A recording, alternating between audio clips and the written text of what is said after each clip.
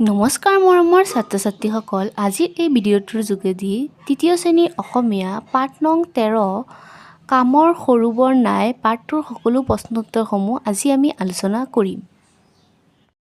উত্তৰ দিয়া। ক, চিপাহী কেইজনে দাঙিবলৈ চেষ্টা কৰা বস্তুটো কি? চিপাহী কেইজনে দাঙিবলৈ চেষ্টা কৰা বস্তুটো হ'ল লোৰ চটী। চিপাহী কেইজনক আদেশ দি থকা ব্যক্তিজন কোন? চিপাহী কেইজনক আদেশ দি থকা ব্যক্তিজন হ'ল জমাদাৰ চাহাব। অৱশেষত চিপাহী কেইজনক সহায় কৰিবলৈ কোন আগবাঢ়ি আহিল?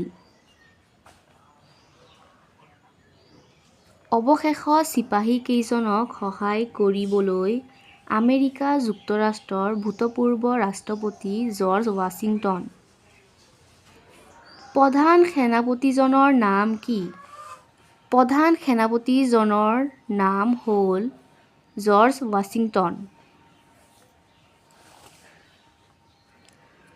প্ৰধান সেনাপতি পাছলৈ কি পদত অধিষ্ঠিত হয়?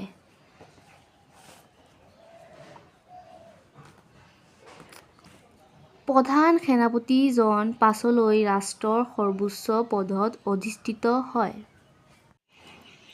কোনে কাক কৈছিল?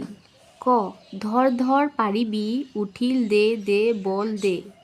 ধৰ ধৰ পাৰিবি উঠিল দে দে বল দে এই কথাষাৰ জমাদাৰ চাহাবে চিপাহী কেইজনক কৈছিল। চিপাহী কেইজনে চটীটো তুলিব পৰা নাই। আপুনি অলপ হাত উজান দিলেই দেখোন চটীটো ওপৰলৈ উঠে। এই কথাষাৰ ঘোঁৰাত উঠি অহা মানুহজনে জমাদাৰজনক কৈছিল। পাতত থকা ধৰণে দফাটো সম্পূৰ্ণ কৰোঁ আহা। ঘোঁৰাত উঠি থকা মানুহজনে কিছুপৰ ঘটনাটো চাই থাকিল। জমাদাৰ চাহাবে আকৌ আদেশ দিলে, পাৰিবি হওক দে বল দে এই উঠিল। কিন্তু কি হ'ব চিপাহীজনৰ শক্তিয়ে আতিলেহে তেওঁলোকে চটীটো তুলিবলৈ বাৰ বাৰ চেষ্টা কৰি লেবেজান হৈ পৰিল। তলৰ শব্দবোৰ পঢ়া, দলত আলোচনা কৰি শব্দবোৰৰ অৰ্থ লিখা। থমকি ৰৈ যোৱা, উজান আগুৱাই অহা কাৰ্য, প্ৰধান মুখ্য, চেষ্টা যত্ন, সূতা টান, শংকিত ভয় পোৱা, লজ্জিত লাজ পোৱা, সক্ষম দক্ষ, ভেম অহংকাৰ।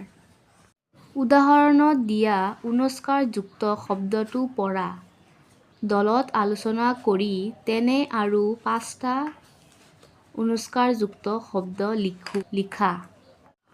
অনুস্বাৰ থকা শব্দ লিখিব কৈছে। তলত মই লিখি লৈছোঁ অনুস্বাৰ থকা শব্দবিলাক, যেনে অহংকাৰ, শংকিত, দলং, অংকুৰ, অংক।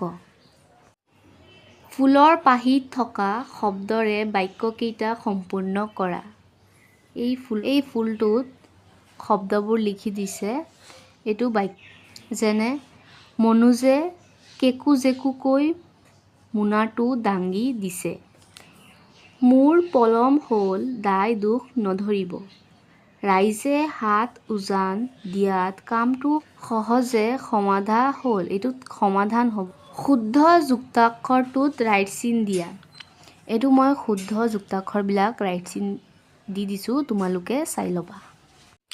কি কি আখৰ যোগ হৈ যুক্তাক্ষৰটো গঠন হৈছে ভাঙি লিখা। এইটো আছে পয়লয় প যোগ ল, এইটো কয়লয় ক যোগ ল, এইটো দয় দয় দ যোগ দ, এইটো হয় ন, এইটো হ যোগ ন। পঢ়া আৰু লিখা। ইয়াত কি হ'ব? দীপ্ত, বিপ্লৱ, উত্তৰ, ৰক্ত, পঞ্জাৱ, অন্ত।